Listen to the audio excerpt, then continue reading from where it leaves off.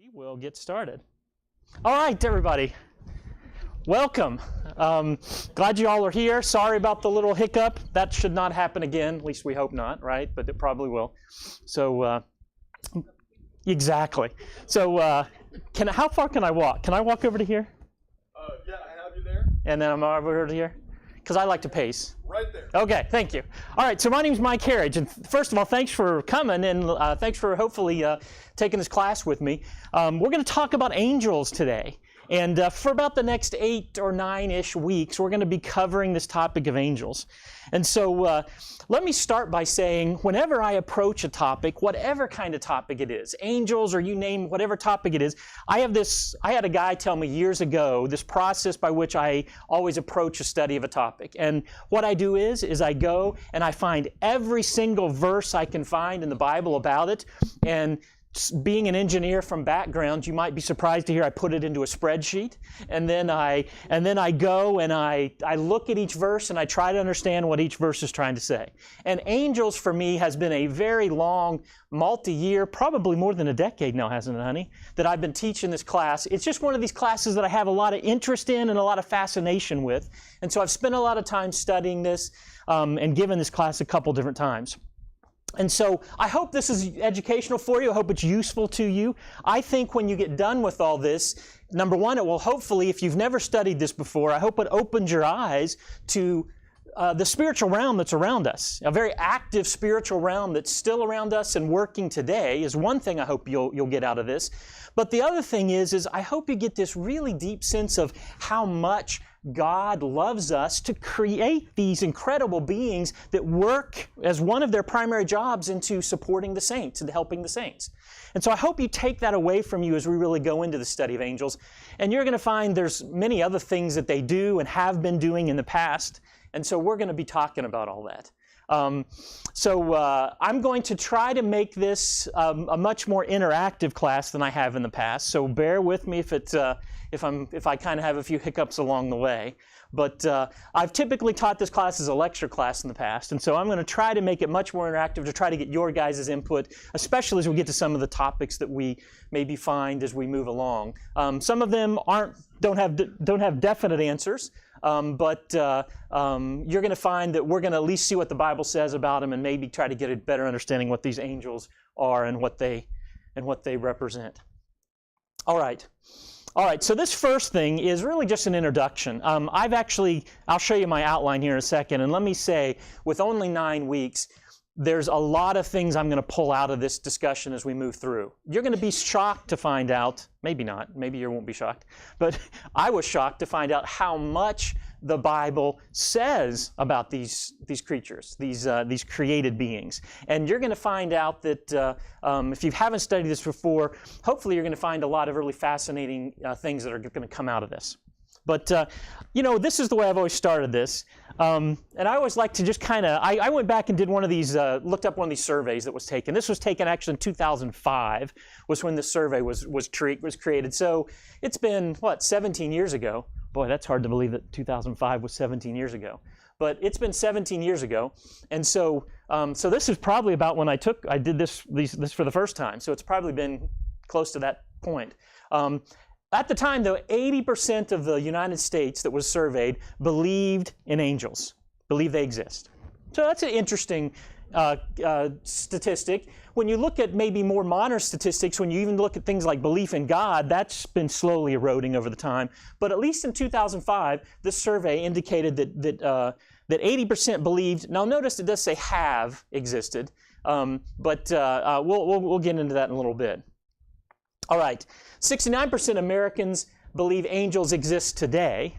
Okay, so a little less. They believe they existed in the past. A little less believe they exist today, which is interesting. And I think you'll see that as we get into what the Bible tells us about them. About half the population believe they have a guardian angel. And so before we get done with all this, we're definitely going to talk guardian angels, because that's one of those things everybody wants to talk about, right? It was one of those things that fascinated me as a child. Oops, sorry. And so that was, I got it. And so And so we'll talk about guardian angels before we're all done. There's clear passages where people get the idea of guardian angels from, and we will cover this in the class as we move forward here. We'll try to understand why people believe that, and you can make your own choice whether you think that's the case or not. And then finally, 32%, so almost a third of the population, believe they've had some kind of personal experience with an angel. Now, some people in this room might believe that. I will say I have family members who believe they have had experience with angels. Now, does that mean they really have or not? I don't know. We're going to get into that. What we're going to find out is that the angels that are still existing today have a very strong desire to aid Christians. That's one of their jobs, and that's one of the things that they are still active in. And when we get into the jobs of angels later, you'll see that. And so whether or not they appear physically, and we're going to talk about that as well, or whether or not they're acting in the spiritual realm, we're going to let you guys make that call before we finish. But there is clearly indications that angels still exist and that they are very interested in the lives of Christians and what's going on in the lives of Christians and how they can help Christians. And so we will be talking about that before everything is finished in this class. All right, so what do you think? Were you surprised by this? I was kind of surprised by these statistics when I first looked them up. I actually expected them to be lower, is what I expected. But at least in 2005, this is where they came in at, and just to kind of give you a starting point for where we are. All right. Let me see here. What's this? I'm going to skip this. No, let's do this one. This one's good. So this study, in all the fancy terms, is called Angelology. Ology, the study of, right? So angels, the study of angels. People call it that. And it's basically just a study of what angels are and who they are. And so we're going to be doing a study in angelology. So if anybody go ask you, you can say, you studied angelology today. Maybe they'll be impressed. Maybe they'll just think you're a geek like everybody thinks I am. But that's okay. And so we're gonna probably, you can use that term. But we're going to basically study the origin of angels, where they came from. Where did angels come from? That's a really good question. It's something we need to understand. We're going to study the nature of angels. How do they act? What's their nature? A little bit about how they're made up. We're going to look at things like free will, and we're going to look like things like what they want and their desires. We're going to look at some of those. Their personalities. I think all that can be gleaned from the scriptures, and we'll look at that. We're going to look at the activities of angels. What are their jobs, and what do they do? And so we're going to look at that, and I think you're going to see we can at least get a number of bullet points about what angels do. Is that right? do? So that seems kind of funny. So what they do, I think I can just get by with one do there, can't I? What they do. Anyway, we're going to talk about that, and then we're going to talk about sort of the destiny of angels. What's their long-term outlook? And you might be surprised what I think the scriptures tell us about that. At least I was. All right, so that's what we're going to be covering here. And just so you know, I'll get into this in a little more detail. Angels are crazily throughout the Bible. They are everywhere in the Bible. And maybe this is just one number. I'm going to get into much more detailed numbers here in a little bit about some of the numbers of things that of references to angels. I'm sorry. I'm looking for my notes here. I'm going to catch up. Okay. I'm good with there. Sorry, I have to sometimes keep up with my own notes. I talk ahead of them. All right, let me see. Good. All right, so let's keep on going here then, and let's start. Okay, so let me ask you, and I'll repeat for at least to start with here. If it's okay with you guys, there's sometimes I'll ask you short questions, like the 1 or 2 answer questions, and I'll repeat those back to people online. And sometimes I'll have you carry around the mics for more longer, detailed questions. Is that okay? Well, we're going to do it that way, and I'll try to tell you before we do that. So let's do a short answer question. All right, somebody tell me what angels look like. Okay, you can use your imagination. What do you see when you think of an angel? Yes. A lot of people think like a cherubim, like something very angelic, very precious. But a lot of times, if we're looking at the detailed description of them, it's kind of scary. Yeah. Daunting if you actually think about the description of them. Okay, so cherubim, and I'm going to put words in your mouth, and let me see if you said this. Maybe the fat little babies with the little, with the little, the bow and arrow, That's what we're talking yeah, with those little teeny tiny wings, and they're kind of going like, that. Okay, I get it. That's one of the ways you think about angels. What else? Ordinary people. I like where you're going already. But so angels look like ordinary people in many cases. Anybody else? What's modern interpretations of angels? What do we think of? Wings. Okay. Anything else? Anything? Light. I'm sorry? White glowing. Halos. I'm sorry? Halos. Okay. Do we think of them typically as gendered? What gender do you think we typically think of them as? Male, sometimes male. But how about the one when the little kid's walking across the little what I'm talking about. And she is a girl there, right, with that big long flowing robe. All right, so we have lots of interpretations. Just for fun, I put together some pictures. And here, how about this one? This was maybe a classic interpretation of an angel, right? I mean, there she is. Maybe you think of something like this with a little trumpet, or what is that? Is that a trumpet? I don't know what that is. Bugle? Somebody who's math or musical could probably tell me. Anyway, something like that. There's the halo going, right? We've got that. Maybe like this, the harp. Nope, I don't think I heard anybody say harp. Typically think of them as harps. They usually live where? In the clouds, right? They're sitting on clouds, playing their harp with their halo, right? Here's the one I was talking about. What is that? That's the classic. Yeah, that is very classic. I don't know who did it, but that's the classic of the guardian angel protecting the little kids as they walk along. Many people have this up in their house. It's kind of an inspirational thing. Okay, is those wings changing color? Yes. They're sparkling. Wow, I didn't even know I got that. Angelic. It is. It's angelic. How do you like that? Okay, maybe this. I don't know if you've had kids, you probably don't think of kids as angels, but if you haven't, you might. So now I also tried to get a few more modern interpretations, and so I thought I'd throw these up here too. Here's a dark angel, right? Scary angel, right? There's a scary looking one. Maybe, do you remember this? Touched by an angel, right? You remember this? They were angels, right? At least, were all three of those angels? I think they were. It's been so long since I've seen that show. Was it Michael Landon in that? Yeah. Now, how about this? Okay, now I'm going to show you this next one, and I left it in here just because it's funny. The last time I did this, I put this one in, and I showed it when my daughter was in the class. My young daughter. Well, she was younger at the time, and she just laughed and laughed and laughed about this because I made such a terrible mistake. But I Googled this on the internet, and I put this one in. And I said, angel, this guy must be an angel in modern interpretation. And he is not.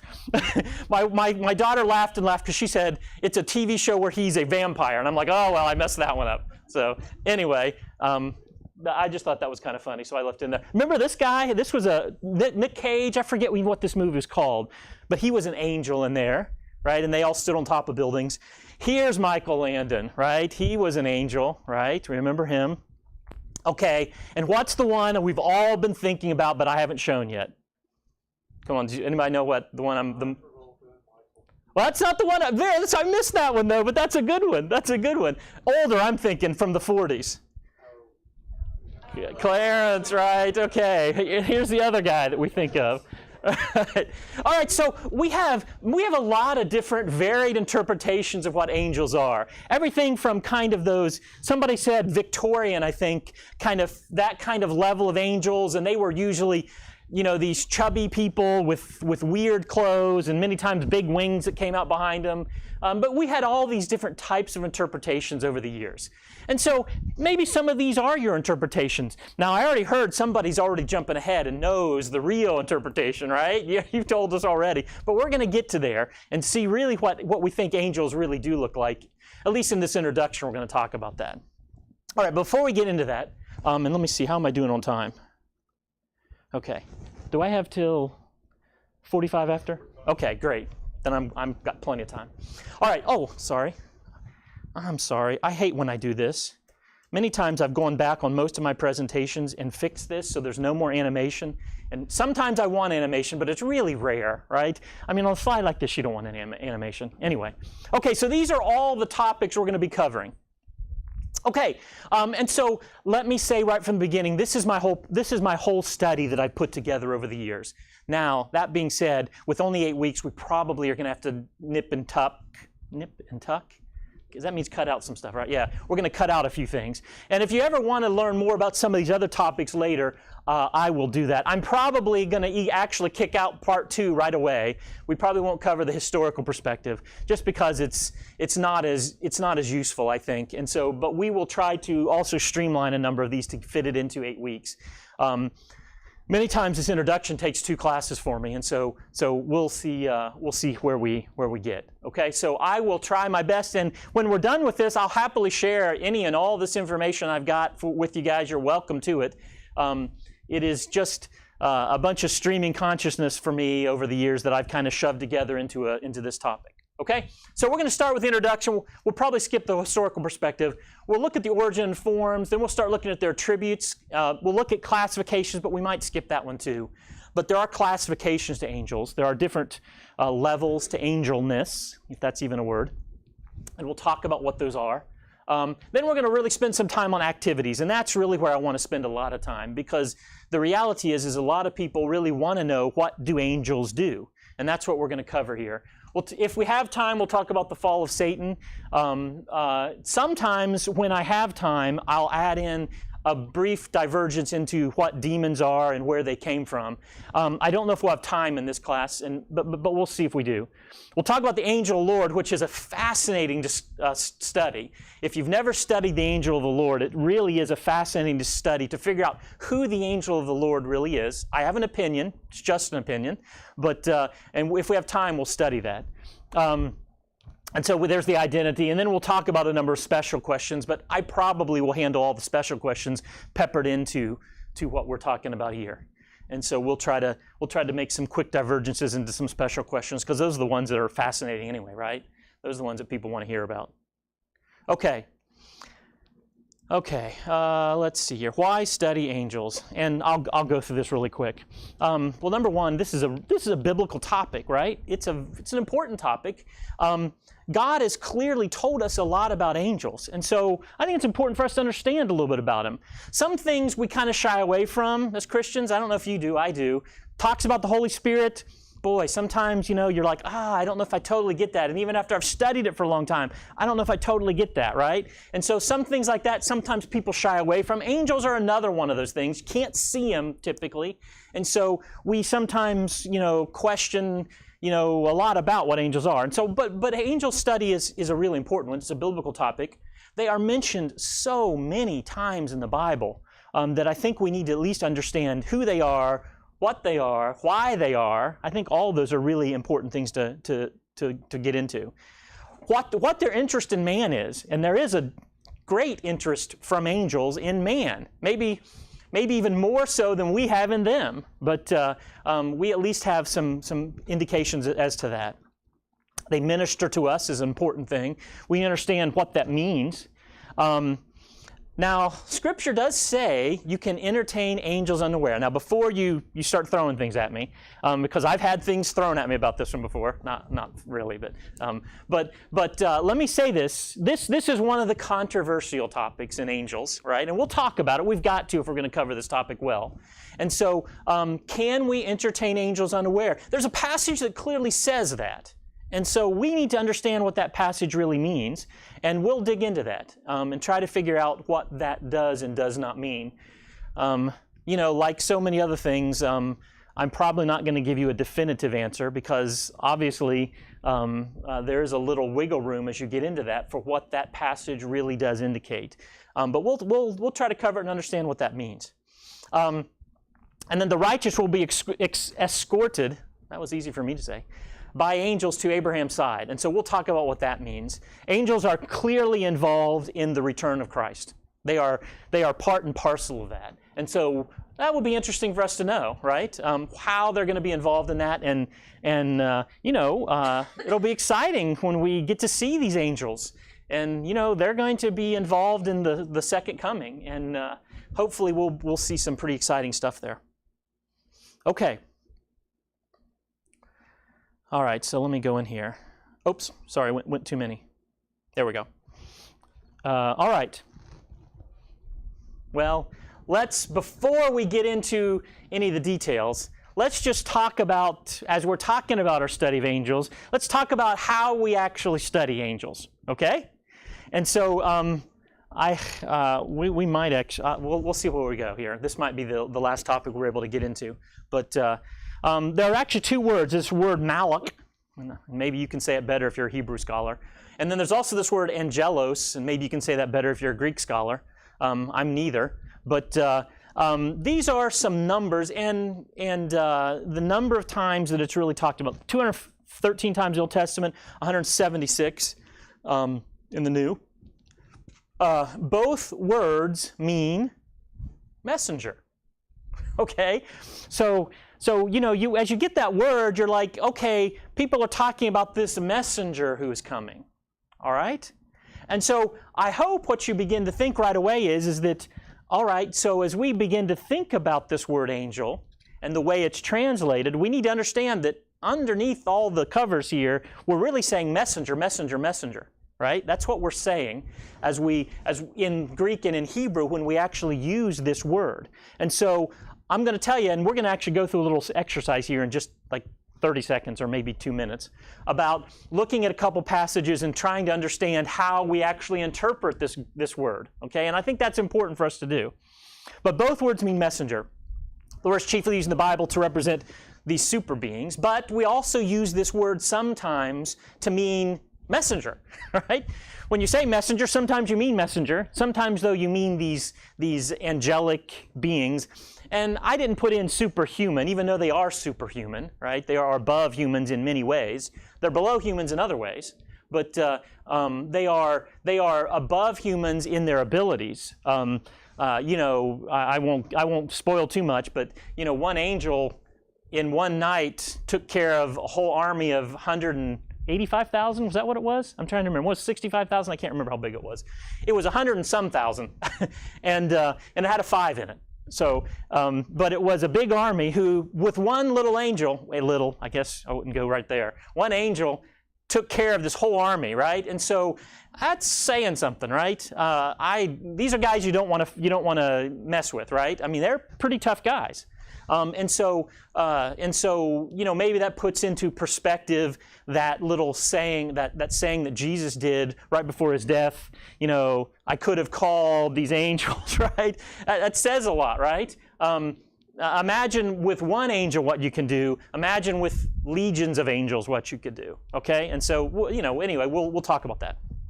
Okay, so this is the word we're going to look at. All right, so. You can kind of read this. Here, let me pull up my notes here to make sure I don't miss anything.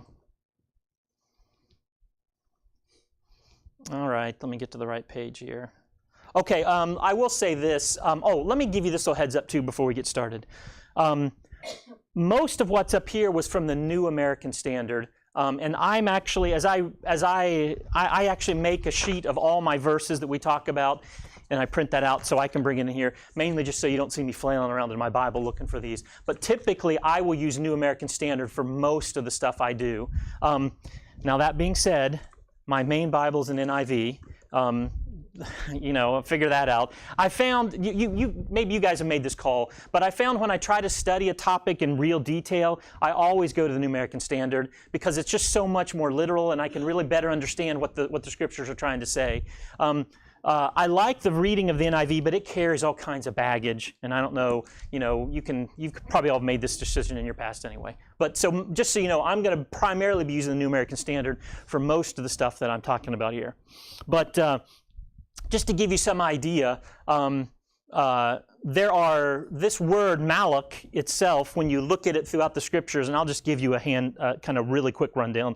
Sometimes it's translated ambassador. So many times it's translated angel or angels. Sometimes it's translated envoy, messenger, messengers. Those are all translations of this same word, just to give you some idea. And we'll look at that here in a second. In the Greek, it's very similar. Angels, angelic, angels, messengers, messengers. Those are the words that typically get translated into the New American Standard from these base words. Okay? All right. And so when you think about words, I've kind of given you some definitions here. Pure spirit, celestial being, these spiritual beings is typically what we mean by angels. But how do we use angels in our own parlance today? We don't always mean them like angels, right? How are some of the ways we've used angels? Can you think of some ways? I made a little list. Let me start it off. How about that? She's a little angel. Okay, we say that sometimes. What do we mean? That means this little child, right? Oh, they're so sweet, they're a little angel, right? That's one way we use angels. How else do we use angels? Can you think of any other ways we use it in our terminology? Just the opposite side. When they're bad, she's just a sweet little angel. Yeah, we mean it sarcastically, right? I'm with you. How about what do we call a nurse? Oh, I'm sorry. Go ahead, ma'am. Oh, yeah, I'm sorry. We need to probably use these. Yeah.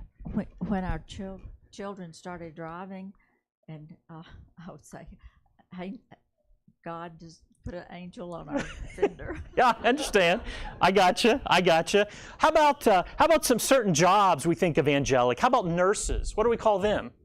Many times, angels of mercy, sometimes we call them that, right? We see them as a very kind of angelic kind of thing. What's that cake that you eat? It's all white and angel. I hate that. I hate angel food cake unless there's strawberries on top of it. Then it's okay. But angel food cake, right? And it's light and fluffy and it looks like a cloud, right? And so when you squeeze it, it sort of comes back. If you squeeze it really hard, it doesn't come back. But how about that pasta? Angel hair pasta, right? And it's real light and thin. And there you go. There's some things. When you think about, there's even this plant called angel's breath, right? And it's very, again, white and light and kind of fluffy. And so we use that term in our parlance today quite a bit.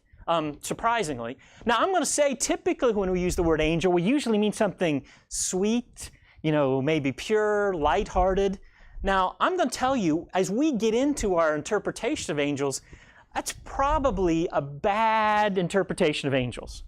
Because angels can be sweet and they can be white, but they're also tough and strong and driven, right? I mean, there are some really interesting characteristics of angels that we're going to pull out of this as we kind of move into this.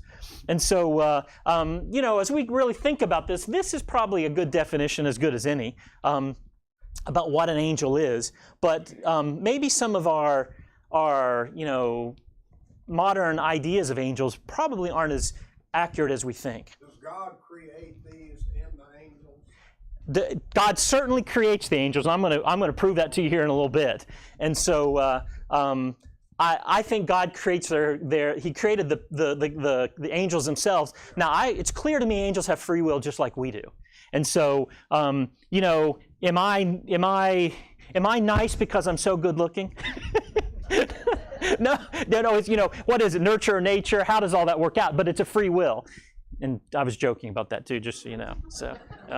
Okay, but I think you're going to find, I think they have free will, and I think you're also going to find that they are created. So just like we are, we're created too, right? And so we'll see that. Okay. Let me see here. Make sure I'm getting through all my notes here. Okay, so like I said, they're used many different ways in the Scriptures. Messenger is probably one of the common ones that they're used, other than as an angel. But how about we just skip past this, and let's kind of look at some examples here.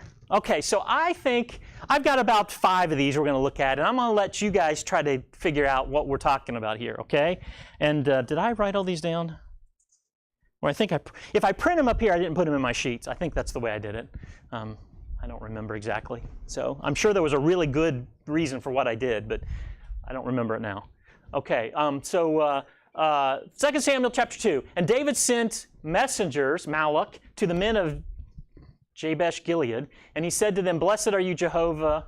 Okay, so what kind of messengers are we talking about here? Many times you have to dig into the context of the passage. And I'm not going to give you the whole context. Hopefully these are clear as we kind of go through these. But what I want you to understand is we many times as people have to interpret how this word is going to be translated. So how do you translate it here? What kind of angel is this? Want to take a step? I think it's an earthly. It's a person. This is a real person, right? And so, oh man, the one time I wanted the animation to work right, it's working out of order. I'm sorry. We'll do it. We'll do the second one, then we'll see the answers. How's that? Okay. Then Haggai. I always mess that up. Jehovah's messenger, Malach, spoke the message of Jehovah to the people. Okay, what type of messenger are we talking about here? Is this an angelic one? Like a spiritual realm one? Then Haggai, Jehovah's messenger. So no, it's Haggai we're talking about here. He's the messenger, right? And so this is a person. This is a real person. And so we've translated these two as messenger because we're not talking about, there we go, that's a human messenger. Hey, see, I had it in there. And, oh, there it is. Okay, there's a human messenger with a divine message, okay? Haggai, he's a prophet. God's talking through him to the people, right?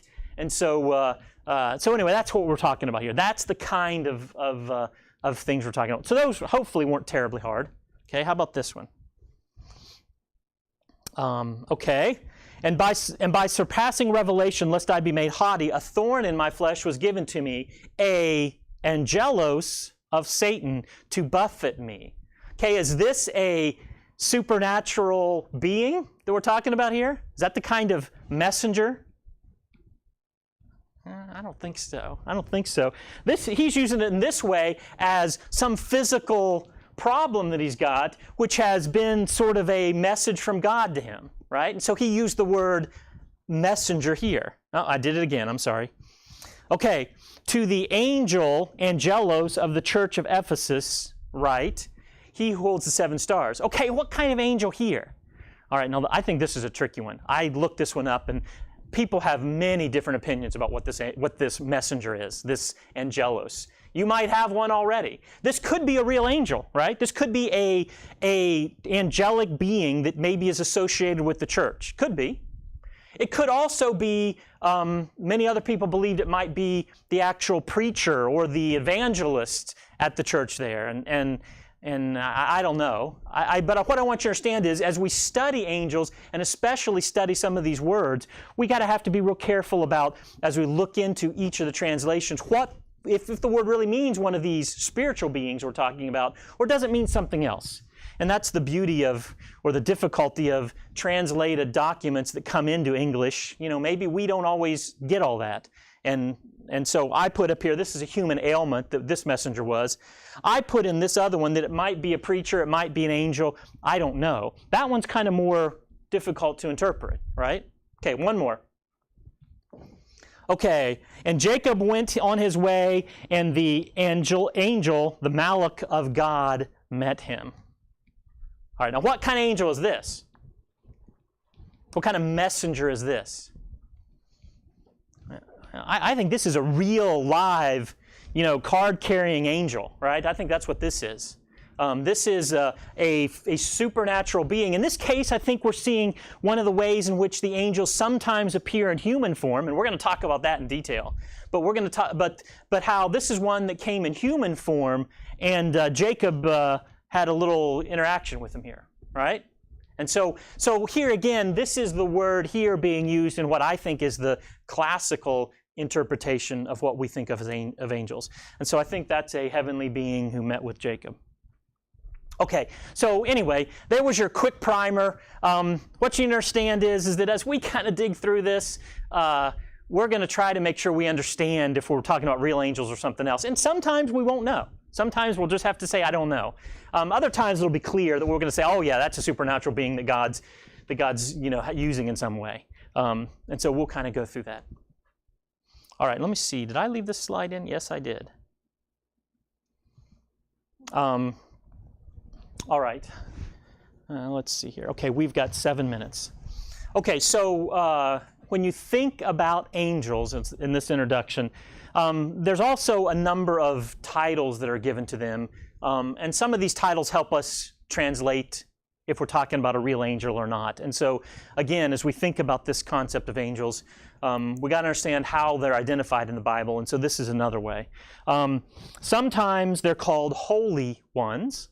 Okay, so that's in Daniel chapter 4. I saw a vision in my head on the bed, and behold, a watcher and a holy one came down from heaven.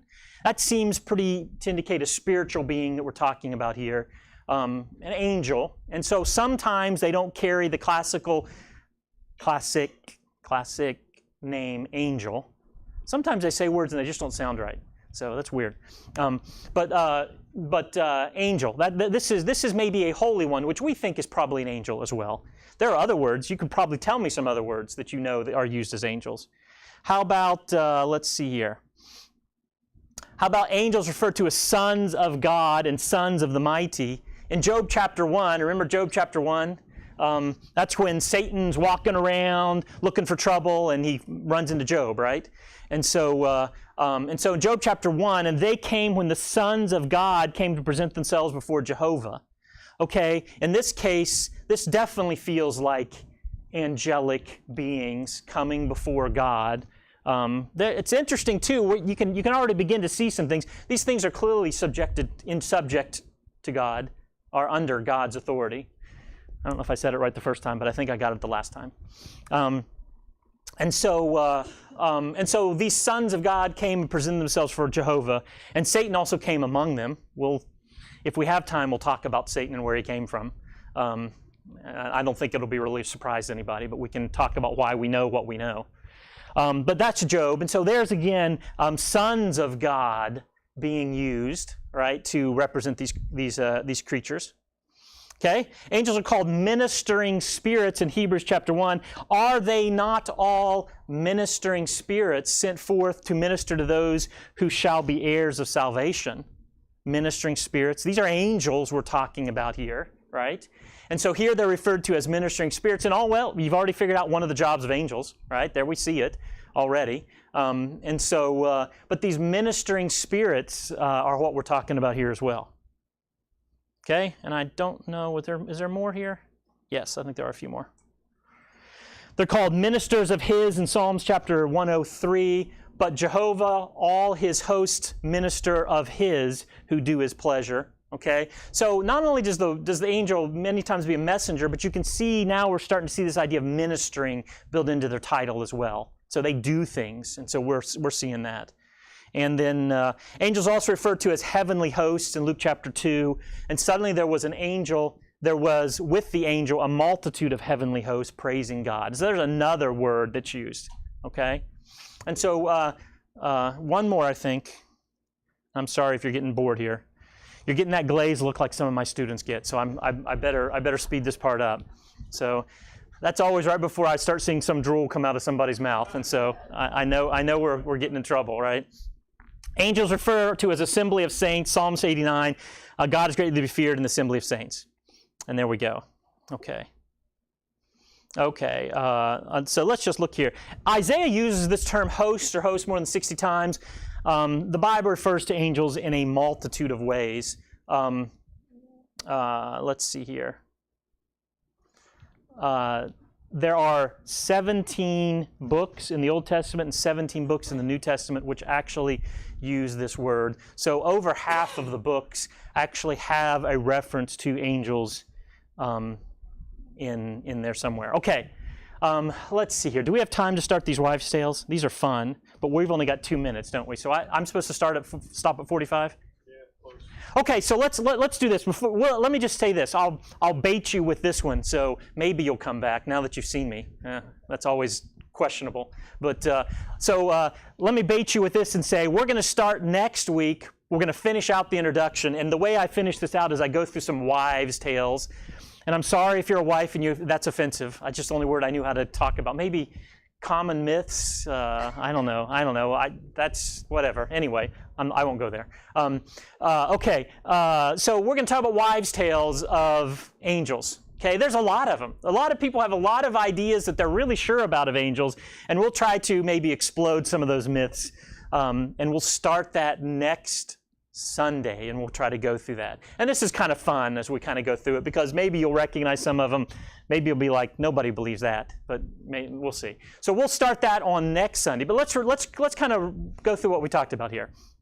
When we talk about angels, the first thing we need to understand is this is an important study. It's a study in which we're going to, I hope, learn a lot, not only about what angels are, in an academic kind of way, but I hope you take from this some really deep core things that can support your faith. One of them is that God has not just thrown us out here on this earth and left us. We are ministered to and supported by angels throughout our lives. And so that's going to be important for us to keep in mind, to know how much God truly loves us. Not only did He send His Son, but He also sent us all these fellows that help us out, right? And I think you'll maybe see that as we kind of get into their jobs. Additionally, as we start to study angels, you're going to understand that there are some questionable areas in angelology that maybe you will agree with and will not. When we get to those, I'm going to clearly tell you where I think these are opinion versus these are actual things we can glean right from the Scriptures. But we maybe can have some fun with that as we kind of move forward, and especially some of the more controversial topics that we can cover as we kind of get in there. And so we'll do that as well. I hope as you study this, you'll find this is a fascinating study. It really is. To understand that these angels are still existing, they're still around us, they're still active, and to understand that that's this hidden realm going on, and the Bible tells us it's a hidden realm that's going on, and it's a battle that's happening right around us, amongst us. I didn't ask Darlene if I can tell this story, but I will anyway. It's interesting. Darlene actually was working in Atlanta and hadn't started to go to church in Atlanta, and she was working at this place where people came in all the time, and one person came in all the time and left this book that she picked up and didn't know what it was and read it. And it was Frank Peretti, right? This Present Darkness. Maybe some of you have read that. It's a fiction book, just before I go any further. It's a fiction book that this guy tries to look into the spiritual realm and tries to get some idea what's going on in the spiritual realm. It's fascinating. It's scripturally, maybe iffy, but it's still a fascinating book. It's, it's kind of like all the fictional stuff we see in the world today. But she picked up this book and read it and was once again re-energized about coming back and going to church, and found a church there in Atlanta and everything. That's where we met. And so, to me, I put a lot of the fact that we met and we even got together back on the fact that somebody left this book in one of her classes. So, how do we know that? How do we know that was providence? How do we know that was happenstance? Well, we have to take a lot of that on faith, right? But the reality is that as we get into this idea of providence, which is a really important topic, we're going to find that I think angels are very active in this process of providence that's around us today. And we'll have to, some of that will take on faith, some of that will take on clear facts from the Scriptures. But hopefully that'll be something you'll take with you and be really excited about as you leave this class. Because it's amazing to think that we have such a great God who has created these beings to work around us and help us in our day-to-day lives. That's encouraging for me. All right, I'm going to leave you there. So come back next Sunday, even if you don't want to. Hopefully you want to. And we're going to talk about wives' tales of angels, and then we'll get into, probably the characteristics and what they look like next. Is probably what we're going to do next. Okay? Thank you, everybody. Bye, everybody online.